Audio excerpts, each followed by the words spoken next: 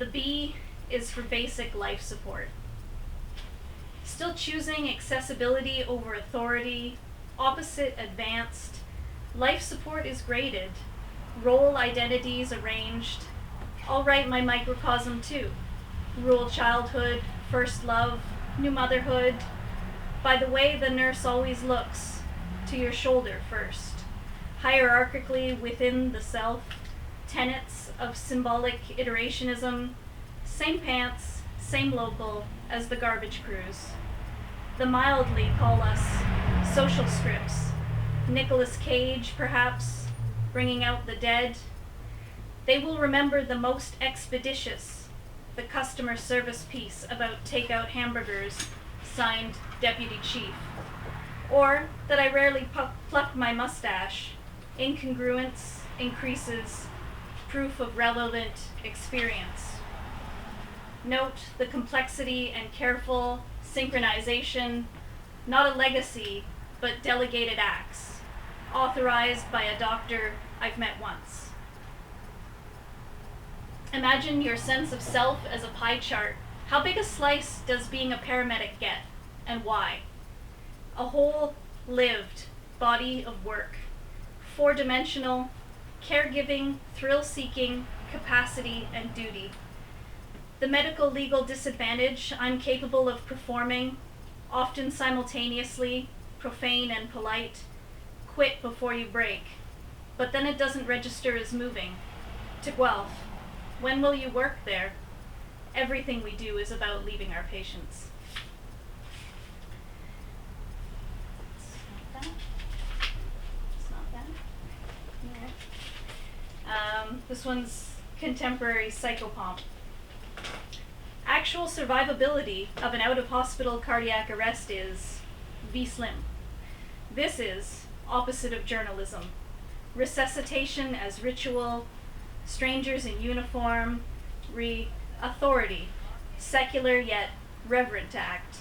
Compressions, galvanizing, sweat, produce strange tools, divine some lime green scribble, break a rib, open the throat, grunt, inflate the chest, induce contractions with a walloping biphasic jolt, parallels to birthing experience, liminal, peri-death lullaby. Who's present matters. Some families want to watch up close. Most prefer to stand at the doorway. Others out of earshot. Pauses and paralanguage. What dying actually looks like. An observant whippoorwill accommodates. You can't CPR on a mattress. The neo-ritual concludes. Use the word dead. The beginning of the long dash followed by 10 seconds of silence. I will lighten the mood slightly by reading a poem about bedbugs now. That seems necessary. Cymex lectularis. The size of a pinhead, flax, or apple seed, complete with a hypodermic knife penis.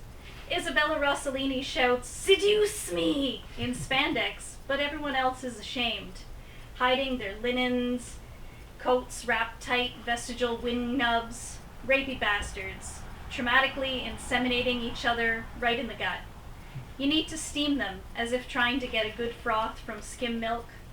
Kafka into book spine, diatomaceous earth arcs apartment doors. Optimistic protection, like garlic for other, sexier hematophages. Females rarely emit their alarm pheromone, unlike the topped, gluttonous, misread males. Sultry harborage smells of rotten raspberries, rostrum into your nape, thighs, even that little pocket behind your knee. Studies hypothesize resisting may be higher than the cost of consent. Bean leaves Balkan magic Velcro. Thank DDT for 50 years without that phantom itch. Bed, bath, and beyond the bald eagle omelets. Alright, and then I guess just one or two little Corona sonnets. Let's see what the time's at. No, it's gone. Alright, I'm just going to read two short ones, and I'll assume that's 10. March Break is the first in this sonnet, Corona. Lightly to my children, darlings, you'll catch it for sure, knowing meanwhile, co-workers, each of them fathers, begin to accommodate themselves, separate work and loved ones, for a long haul. I'll only go as far as the basement, kids. Take stock of nitrile gloves and respirators, the non-perishables. I am the most likely vector, only half joking to neighbors. There's exactly 1 day of school between the morning announcement and September. Hardly enough time to prepare a will. Children get it, yes, mildly. If more were dying, how differently would I carry on? Number 11 is to the poets. Before situations go too far, or perhaps that's exactly when, poets precipitate experience, compose an emotive cellular response. Fragmentary language crown attempts to wed the historical record. Thucydides was not a poet, exiled in the thick of it, deemed no longer essential, caught the plague, kept impartial. Have you learned to smile with just your eyes yet, despite this little rectangle song covering your mouth? The pandemic is a constraint in 14 lines. I'll function as a union steward, a woman and a body of wage labor. Remind everyone there's no visitors here. This will be my last one. Number 12 is no visitors. Remind everyone that there are no visitors at this hospital or that one. Few make exceptions for translators these days. It's a choice. Die surrounded by family or medical intervention, not both. A cool sip of water, embrace. She delivers her last words, in person. No, take a moment. Either she comes back or she won't. What would you do? They ask. What makes a good death? It's very personal. Consider a birth plan in reverse. At home or in hospital. Pain control? Who attends? What's changed is reversible strokes, cardiac stents, and antibiotics. What dying actually looks like. Soon comes the day that everybody cries. And on that happy note, gonna just call it.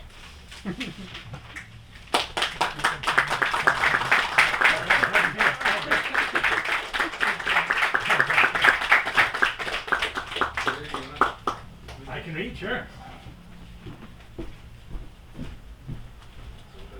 Apologize to you in the splash zone of since we're thinking about. Oh, okay. I want everybody to listen very carefully. I'm really delighted to be here. This is such a lovely bookstore and kind of like a community space, and readings are like that. So it's so great for us to be all here. It's bittersweet. I had a friend come visit, and so I'm going to read a couple poems about my friend's visit. The Pope came to visit. We rented a giant U-Haul and drove to Barrie. We found a used fence for free on Kijiji. We went to pick it up. The Pope and I loaded it, and we brought it back to my house in Hamilton. Later, we'll get fence posts, but the Pope will be back in Rome, so I'll have to do it all myself. Doctrine. Today was a beach day. We packed cars, brought sandwiches, watermelon, and towels. We all arrived at the same time, and it sure was busy. The smell of sunscreen reminded everyone of childhood. It was a beautiful day. Someone had brought the Pope. We were bored, and so we buried him in sand. Everyone forgot where he was. Finally, the sun went down, and we all went home and went to sleep. The Pope was happier in the sand, soft, damp, and cool. One day, he hoped, he'd be discovered. Legs Day with the Pope. It was Legs Day, and so I did Bulgarian split squats, Romanian deadlifts, hip thrusts, goblet squats, glute hamstring curls, and barbell squats. When I went to lift the barbell, I saw the last guy hadn't wiped it down. Sorry, the Pope said. Under his cassock, his legs were Roman columns, Doric, Ionic, or Corinthian. The Pope looked up at the ceiling. I think he saw something.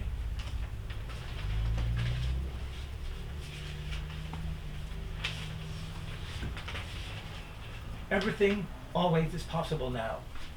I stand and watch people at the mall. When they step off the escalator, I say, that escalated quickly. Yesterday I made notes in a small green notebook. Realized I didn't know where my organs were. Someone stabbing me might have to guess. Oh, actually, you know what? I'm going to read this one. A while back, several weeks ago, the writer Alicia Elliott had posted.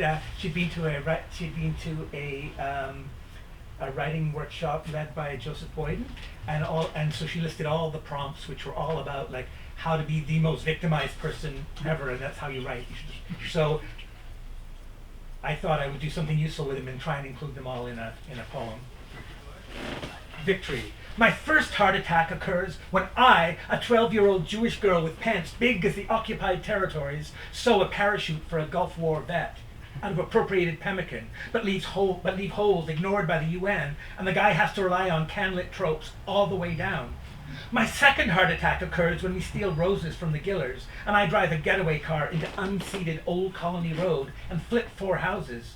Harm occurs to many POC. Where? Your choice. Because I say so in this award-winning poem. In a 7-Eleven, I buy a Slurpee from a kidnapped monkey, and in the basement make my face red with grief. I'm not kidding. My lover sculpts replica Civil War bullets to use as dental records. My third heart attack occurs when a scout leader metaphorically knots Woggles with his perfect mind, and high above the city, a cancer-surviving trapeze artist goes down on himself in midair and catches fire. My fourth heart attack occurs when my survival includes surviving me. It's the last one because I rip my heart out, stick it on a gold platter like the noggin of John the Baptist, and win. I have a new book coming out too. It's very shiny. It's coming out next month, so I'm just going to read a couple things from it. I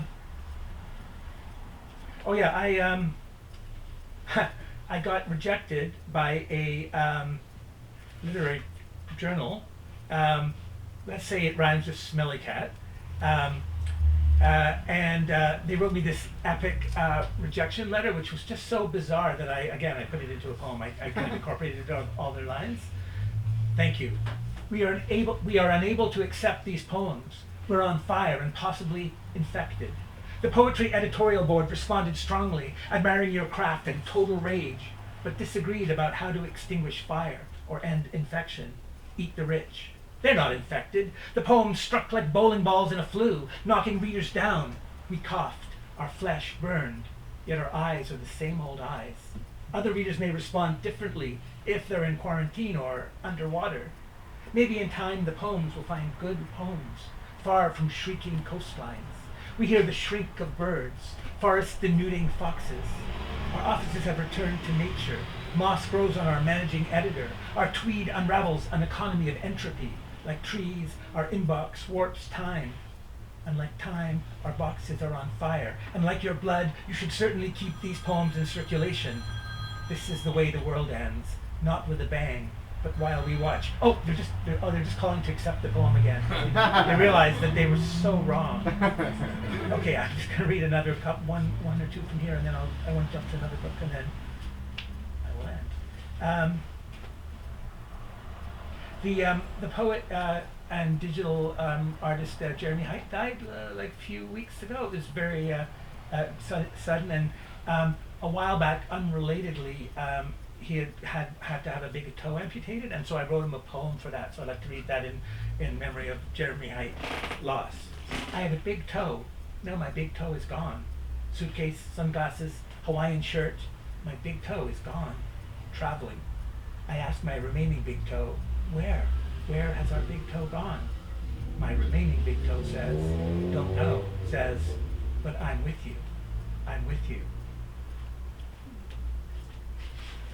I have this book just came out a few months ago. It's a collaboration with Tom Prime from London. I'm just going to read a couple things from that. It's called, I said it was called Bird Arsonist.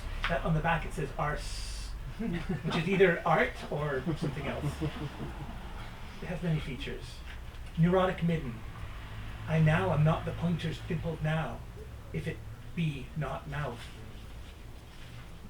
Prior tongues ate their hot face palm, the hot-wired egg therein. I ruddied, bandaged the midnight feed hole, compression bed, furtive, boiled his glands. The tide, unable to breathe, breathing, unable to breathe. Mid-mizzle, livid donut fish, thin rain-wrapped blunder furniture. H1, in the radio, chug the demarcated value bin, twin light, Julemite, tap, gin, pedantic, vernacular, ear, thought, sunk, burning with scissors, ruling moth fisher, brindled sign tissue, money lobe, sternum grates, the throne, ask, burdoxy, honey, lip shod, newly, parent the seas, suckle the wizardly, morning, lag, burning my ox like lexical bones, blood limits moss snow patches, the doily housed bug fixes, pink antiquity, deer heat through the splatter, trout colored wood, see the igneous bellows, grasp gasps our eyes.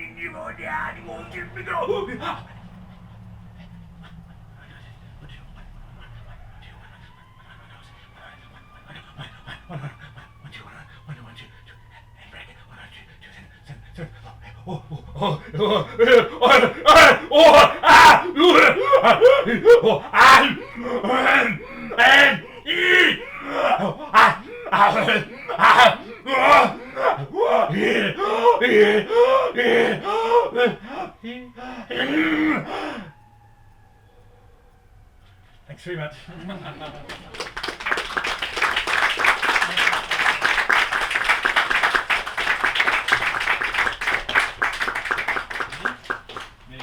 All right.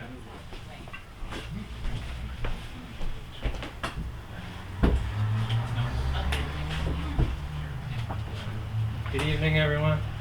Thanks for having me here. Good evening. Some bell accompaniment, I like it.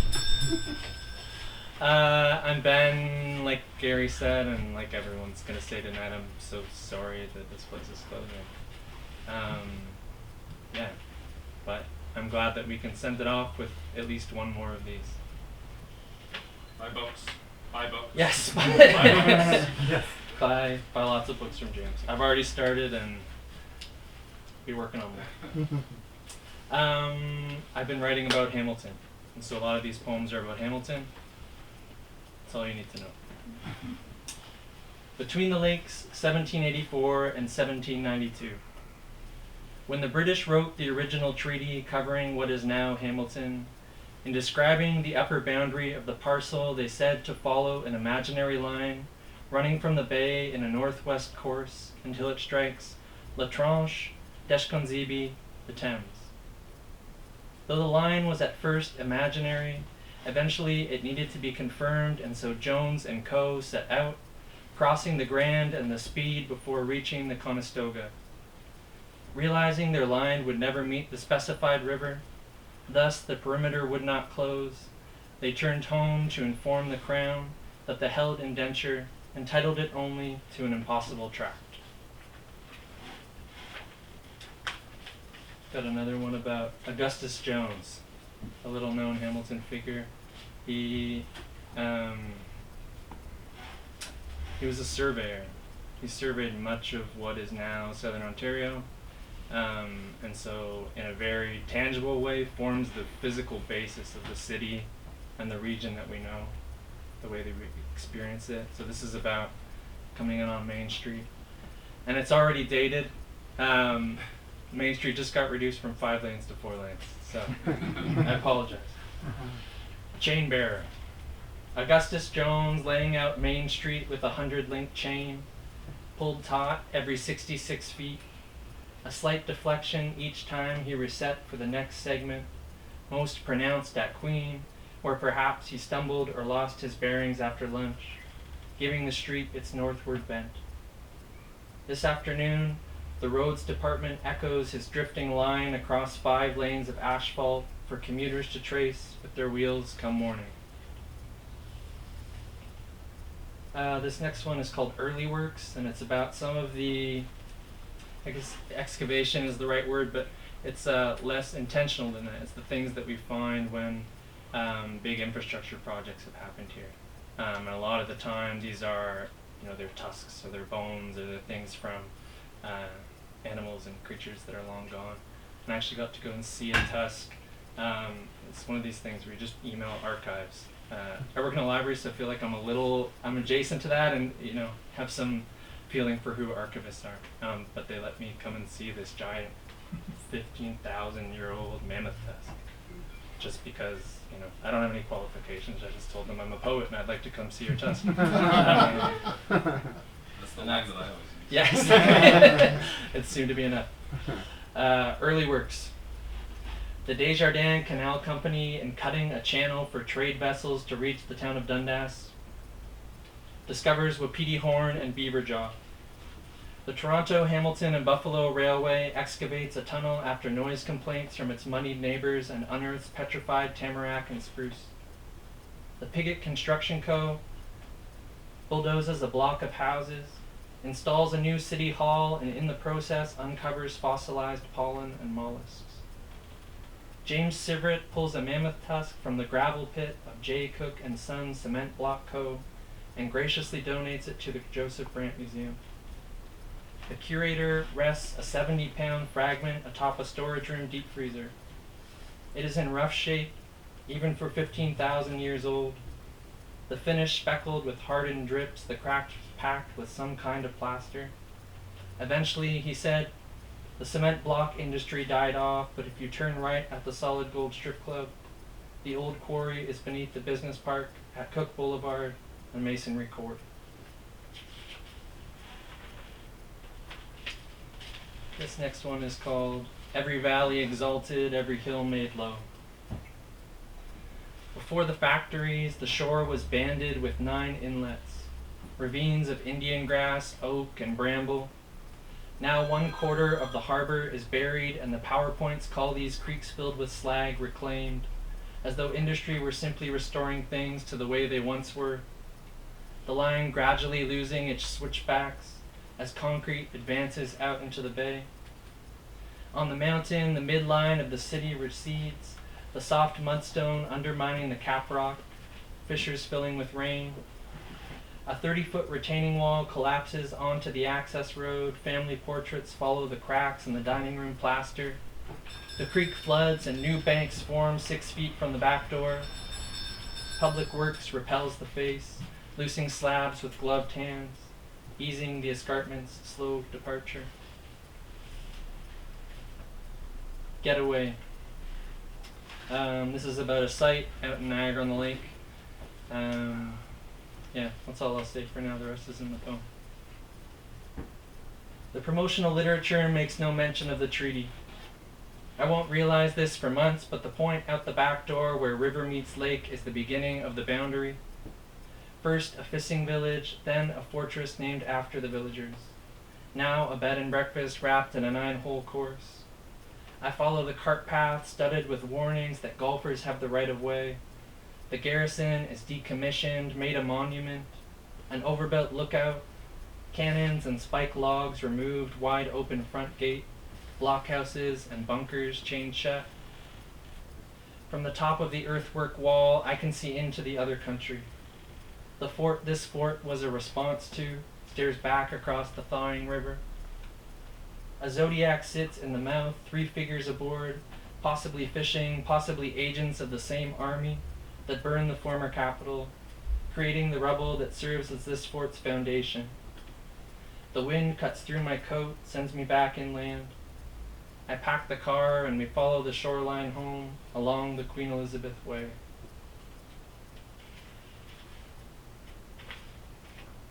This next one is called Plot Hole. It's for, or it's about, our eponymous founder of Hamilton. George Hamilton arrived to this area in 1816. The police village of Hamilton was established in 1833. The city of Hamilton was inaugurated in 1846. The city decided to observe its centennial in 1913. To celebrate the occasion, the city published Hamilton, Canada. Its history, commerce, industry, resources. The frontispiece featuring a photograph bearing the caption, "The founder of Hamilton, George Hamilton," which circulated for decades before someone determined the first photographer to come to Hamilton arrived in 1842, 6 years after Hamilton's death. The original image of an unknown man altered after the fact, with the addition of a top hat, beard, coat, and cane. All you need to be mayor, I guess. This next one's called Tiger Town. Hamilton has a lot of tiger connections. Clearly, we all see why that is. I live right by Barwin, and so I am constantly bombarded with tiger propaganda. Yeah, so I set out to figure out what is it about the tiger and this place. 1869. The Hamilton Football Club is founded in a room above George Lee's fruit store.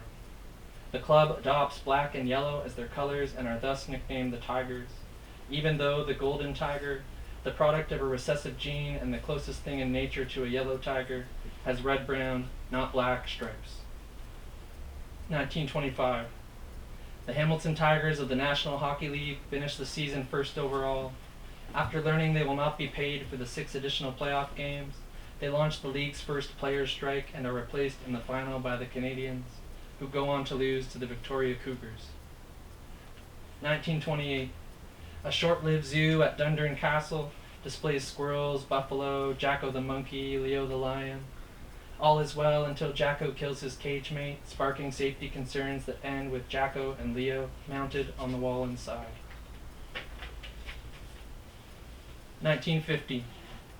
The home team is renamed the Tiger Cats, a new hybrid derived from the joining of the original Tigers with crosstown upstarts, the Flying Wildcats.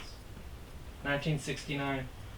A retired Army colonel proposes a safari game park on 5 farms in the middle of the Beverly Swamp, citing the similarity of the area's scrub to that in Africa.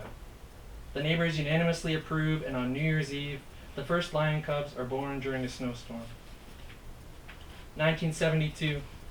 For much of the 70s and into the 80s, Charlotte the Tiger Lady Simmons prowls the sidelines of Barwin in a handmade tiger suit complete with paws, whiskers, and tail. 4 of her 6 children are named for Tiger Cats. I would have named them all after players, she tells a reporter, but 2 were girls. 1996. The game park is now the biggest tourist attraction in the region. On an April afternoon, a couple touring the park in an '88 Honda Prelude are attacked through the window by a Bengal tiger. The court never determines precisely how much food was in the vehicle or what position the window was in, but from that point on, the park stops exhibiting Bengals. 2001. The city amalgamates with the surrounding towns at the behest of the province. The lion on the civic crest is replaced with the tiger. Inconclusive. I'm going to read one more. Thank you so much for listening. Thank you to James and to Sacha for having me. This is so lovely. I'm excited to hear the rest of the readers. This is called Too Well.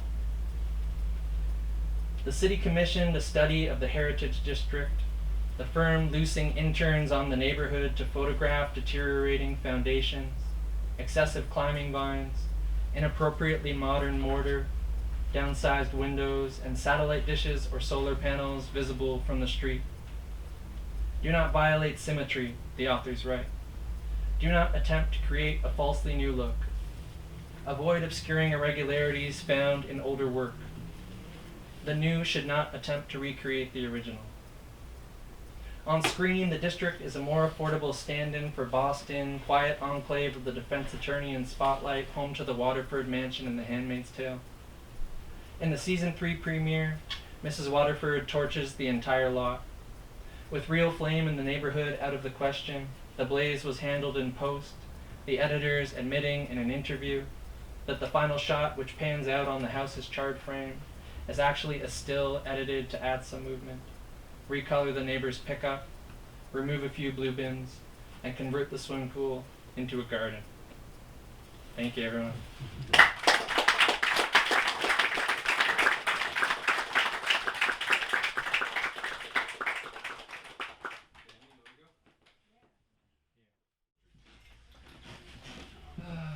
So next we are going to hear from Dani Spinosa!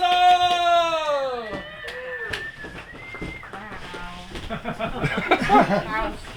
You're welcome. Too much to live up to already, I feel. Also, I feel like kind of a liar because I'm like not from Hamilton. I like don't come here that often, but I was thinking about this. The last time I was in Hamilton, I came to see the band Ockerville River. Are you fans? Anybody? One person? And when I got here, they were like, the lead singer has laryngitis and he can't sing, so we're refunding you half your ticket, and now it's Ockerville River karaoke. This is a true story. Wow. They let us pick from the set list, the band played, Oh, amazing. and we got to sing our favorite Ockerville River songs, like with Ockerville River, so that was really a fun time. This is also a fun day, though. We've tried to live up. But there's no mic here, but I will sing one song at the end. I am gonna read. Oh, I was gonna set a timer and then I didn't. Sacha, time me. Start counting in your head. 1. I'm gonna read first just one poem from OO or OO or 00 if you're incessantly a nuisance in my life. This is kind of like exciting for me because Gary was my editor for this book, and then we launched in a pandemic, and I never actually got to read from it with Gary here, so now I get to. And also, I promise there's going to be poems in this. Okay, just one more thing. This is a poem about reproductive rights, and specifically about my IUD. Thank you, girl, love you. So I just think it's important to say, once again, for the annoying country in the back there, that reproductive rights are human rights and access to reproductive care is crucial. So let's just do that. Okay, for Marianne Holm Hansen. I did not feel this body ache of morning after pill like a rot, my would-be womb spilling. I did not expect to ache like this, a tiny piece of plastic forced by a doctor's tool into my cervix. I did not expect to. Who could know you could ache like this in my body? These parts I can't name or visualize. I did not expect to ache. What pours from me is not the same kind of wetness. To expect to is, I long in these moments for the painlessness of the phallus, the relative simplicity of come without consequence, the ease of ejaculate in palm or sock or bed sheet. I think, I didn't feel this body until it started to ache. I did not expect. Isn't the clean poem reserved for the painless body? Written like a logo, a Subway ad selling these pills, or a Y-shaped piece of plastic still shoved up? The stink. Discharge makes things dirty, and I had wanted clean poems to expect to.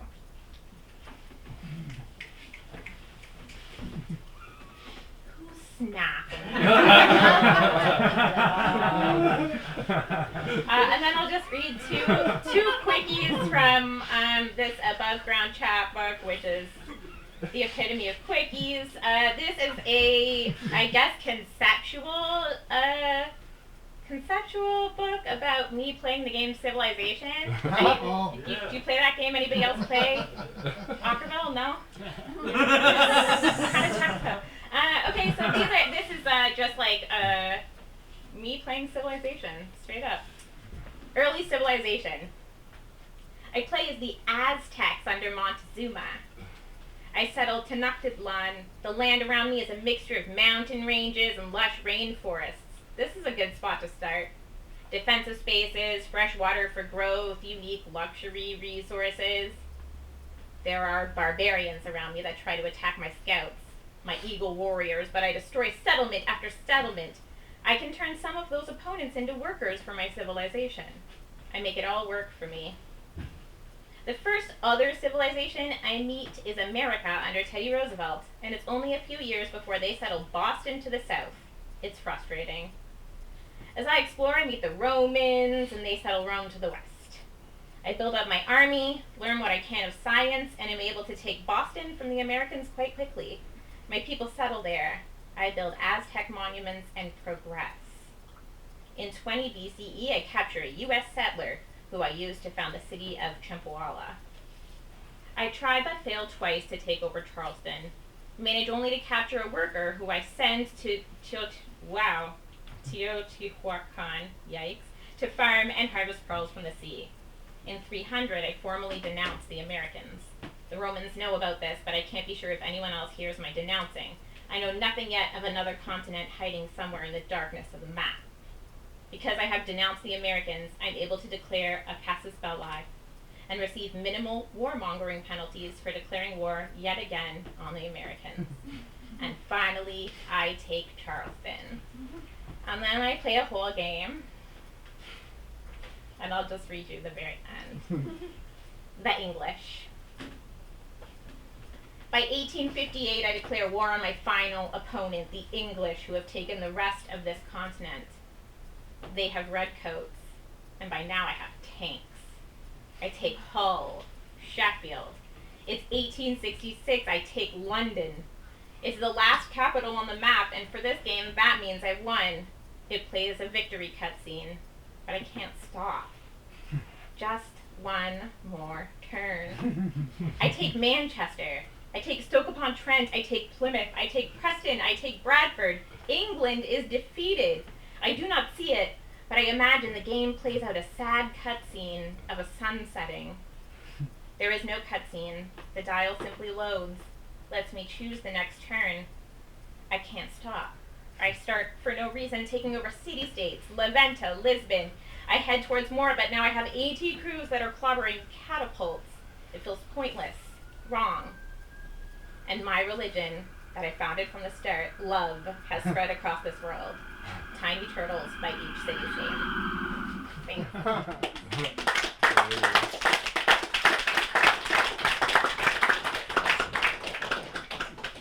Do you want to go, or do you want me to go? Do you want to close it? Do you want to not close it? I can close it. You want to close it? Closer. That's good. Okay. Just have one hand. Okay. Are your poems uplifting? They don't need to be. That's not what we're here for. No. No. Hell no. Weather vane. Weather. Weather and weather, and nowhere. In weather, in all weathers. At a loss but in basking, quite unable either way for a moment to weather. To open. To open and shut there is weather. There is up, there is down, there is neither in weather, quite unable either way for a moment to rather but nowhere. Not right, not left, and never bed, and never better. Never better. Wide awake. The last time I slept was 2010. I was in China, and 2 years later, wide awake, I married my wife. I still hadn't slept when the second kid came, which was 6 years after the first. Now it's 2022 or 2024, and I still haven't slept a wink. It's not scientifically possible to have been awake for this long, so who knows how my mind is interpreting the stimuli of daily life in the universe. I can't say it seems any different than what I remember from the epoch of rest, but then, how sharp is my memory now? If I was young, I'm now old, though the same amount of time has passed for me as it has for you, and you're still young, or at least younger. You wouldn't believe the things I found lodged in the hours, things there all along, sequestered by the buffer of dreams. Distended, yet somehow folded under the insomniac weight, the sun rises from the hole of my yawn, and my poems chase the flickering of the moon. The seconds are so awfully heavy, though at times I drift with such lightness I forget I'm moving at all. I don't know where I'm going, what I'm doing, what I'm saying. So says everyone, and it's true. So what's different? Perhaps nothing. Nothing but the fact that I've been awake all these years.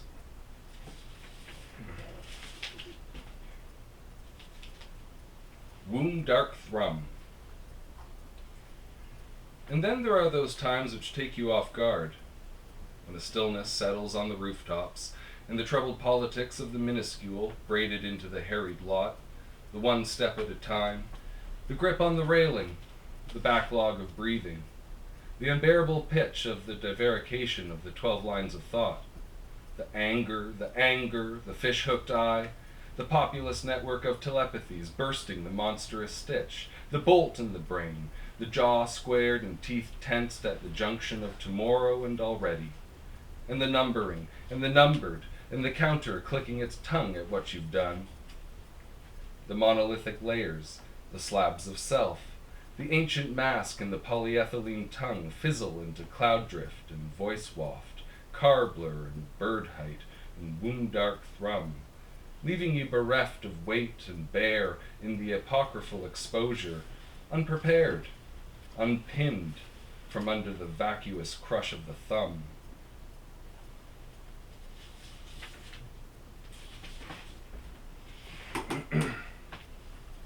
Perverse density. No. I can't focus. I've looked for help. Everyone's just so busy. I went to my doctor and my friends. Just leave it at that? Just hang it up and forget about it? About what? Whatever it is, this is the time. This little block to settle with a knock of nothing and recalibrate and forget. Already aimless with demands, building a tumor in the stomach. To let go for an hour is to remember your body will not. Focus on the knot, and what does it do? Is it teething on inopportune alliances between the dubious lessons ingrained in the nest and the money that fills these shoes? I need new shoes. One's more acquainted with vacation and exploiting the criminal privilege I was born into. I should make myself a king and stop worrying, or at least take this opportunity to run myself into the ground, somewhere in the tropics with my cowardice up my sleeve, and the music of bottles at my tripping.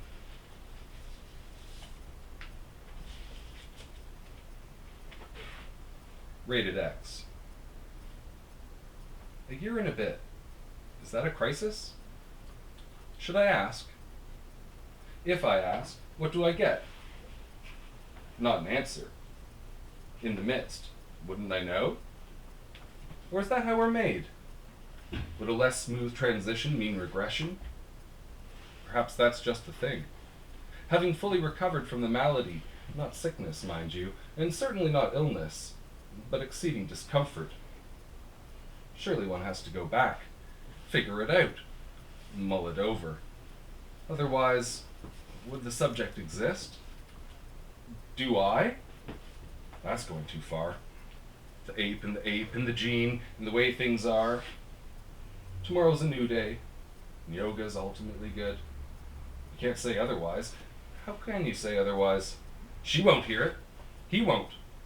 But really, if you've heard it before, why listen? I didn't seek out advice. The advice I've been given. It's like a paragraph in a textbook that you highlight and forget. That's the impulse, and I have a suspicion it's right. You don't have to think about it. It's automatic. An instinct of the rented room.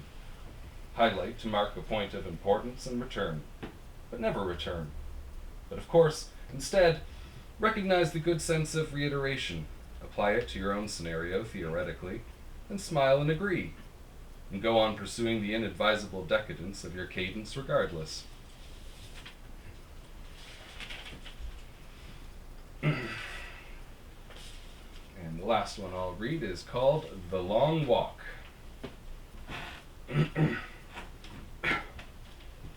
No parties to elevate the mixing of this drink to the buzzing of anticipatory event. Excitement which carries the made-up women and the fictions of men into the adrenaline of streetlights. And if I'm honest, I have to say thankfully, though a little intrigue and scandal born of desperation or whim wouldn't be uncalled for. Maybe that was reserved for the days of Trent. Or maybe it's the difference between artists and poets, the change of scene. That is, the disappearance of one. The perceived disappearance of one. the erroneously perceived existence of one to begin with. Maybe the change from young to not so young, to surprised on the street with Sir, rash to child-laden and work-strapped, or something of them all, or drink, or readership, or the birth of social media, the irony of contemporary isolation. Maybe it's some of this or none of it, or simply that I've curbed those self-destructive indulgences, their frequency and dramatic significance. Maybe I've forgotten how to love, or on the contrary, finally learned. For instance, that I accept that Rachel won't be sending another letter, and Greg found God and became intolerant to friendship that's incorrectly devout. And where tears might have been wept, and understandably so, it's okay to turn away from all that love, and piss in a bottle, and learn how to laugh at the diminished mythology of the self. Whatever it is, specifically or generally, or how it's dreamt beyond oneself, all this isn't particularly astonishing, and more conducive to silence than to words that can only dance around the shadow of the center of that which came before, evaluated now. The wrong way to go about it, true, but then we live exclusively in contrast to who we think we are. Then again, maybe it's just that I don't want to, though the absence of invitation does not go unnoticed, and is a candidate for which can be argued with disconcerting ease. Or maybe this is it, the target I'd been aiming for without knowing where to aim. To begin in conclusion, though it's a survival technique, adapting to what has been ushered in by the subconscious and the transcontinental drift of the mind, the buzzing at the extremity of the clouded perimeter, the long walk from nowhere to nowhere.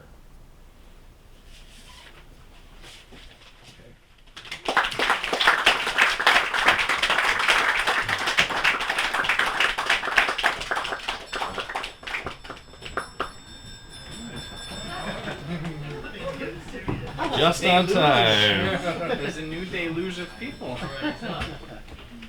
So we got Kess Mohammadi down from Tirana.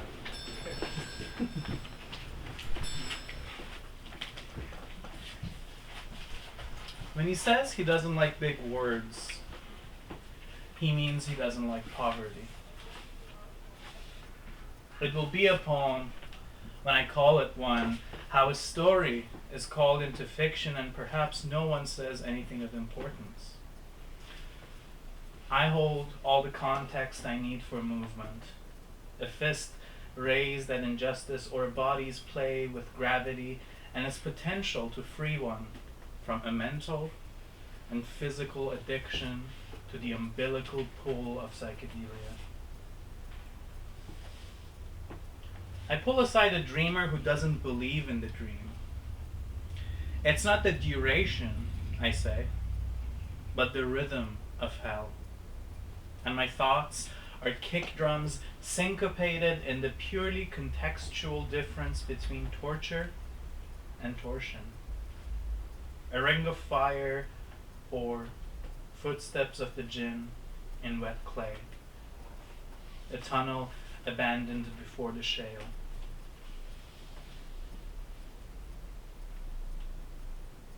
We opened our lexicon to new expressions of love, a soft, mechanical disagreement. A dead person waiting to be called into the coffin, I understand more and more this very routine of grief. Kant and his boring fucking ideas. Kant and his boring fucking life. A new chapter of the Kama Sutra. My own private Idaho, rented but never watched attentively enough for the discussion. A willingness to move to the US. Phones dying, friends. I need fewer phones dying, friends. The exam hall lover, the sex swing lover, the state hanged lover, hips wide open and curly haired, in my purgatorial eye. My asymptomatic love of a self that does not settle, does not wait for untied shoelaces. We put in the change, got on the massage chair, on the always empty third floor.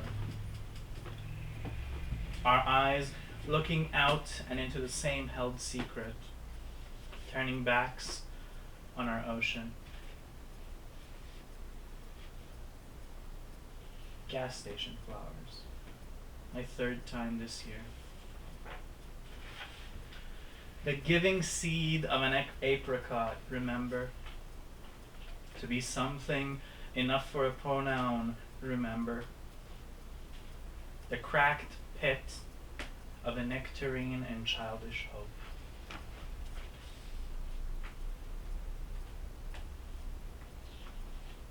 An addiction to an ancient proximity to pain and suffering. The kind of nomad who does not move, does not go to pasture. A plateau filled with the unknown, which is itself a pure statistical advantage over the known. I went as far as a nation, untranslated screens and neck flesh folded over. Sun-dried boredom, fragrant with hand-picked basil. Acute from acute. Gentle irreverence. I went as far as a nation, but left the voice. There goes my lexicon. A poet called another poet a merchant of sugar. So we just looked at each other. Cycles of holding and being held. Haggling for a sound mind. The curtain offers me definition. To hell with symbols. I want the real. That painting. And from a standing perspective. Or Pollock. And his canvas on the floor.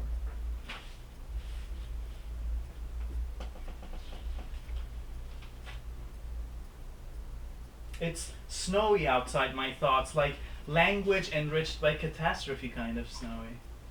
I'm overcome with a callous refrain from judgment, like a long-lived parenthetical kind of judgment. When the philosopher claims the atrocity didn't happen, they say he means grief as a jumbotron reproduction. Symbols, situation, faulted walls planted underneath war manifestos, like excessive generosity kind of war manifestos. My poetry was a prediction, a technique in preparation for travesty, like the willow that cuts down its own axe. Thunder roars and I stop. Tell them it's for me.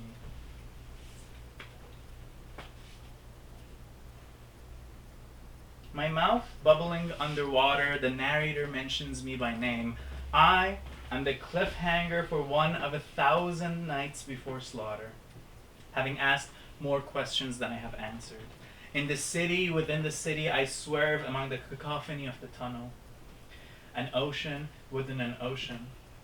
The dung beetle on its knees in front of a pile of shit. Or the suicide hotline and its hold music. Watch out. I am not a mountain, but the sand in your sandals years after the beach. The vital memory of an ex, filleted in darkness.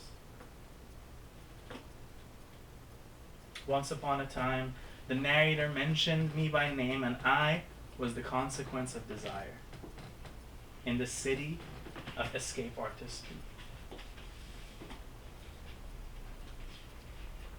I am dressed for the poem. It doesn't take much to forge new memories. The pitch darkness of the cradle and the flower's ghostly shape on the ground. The nationally defined Sabbath and its afternoon boredom, wishing to be a moment on television, hushing the entire world around. Kneeling on University Avenue, a gun and an immigration's exit wounds. I'm tired of bus-sized projections of well-being. Be right back. I got fireworks knocking at my door. Death arouses the text because the poet stays in disaster. Violence is a rupture. Marx's permanent revolution to redeem all the dead as martyrs. But if I am the crowd, then why does my anger need to recharge? If I am the crowd, then why are my sensations ingredients to violence? A generation is ample time to rejuvenate any empty gesture towards the tombs of the dead. A rhyming disaster, a meditative misfortune, the mountain, grief struck until it fjords. Always historicized, or never historicized, lost in the luster of advertisement. Suckling on a book until a voice becomes the voice. It takes time to relate to the speaker. It takes time to relate to the spoken. So I revise. Well, I can't be the absolute, so I might as well be myself. Against a testament so undeniable, a poetry so available. We appeal to humanity, but are rejected by blood thicker than water. Inherited this sociopathy of irreverence, this violent ambivalence. But for the night, poetry surges towards the free body.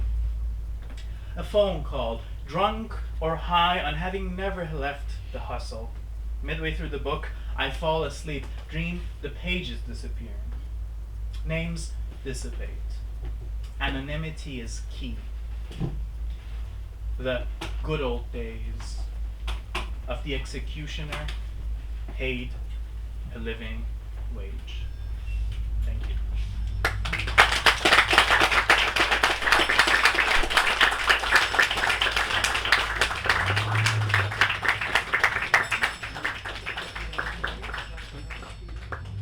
Thank you everyone for coming tonight.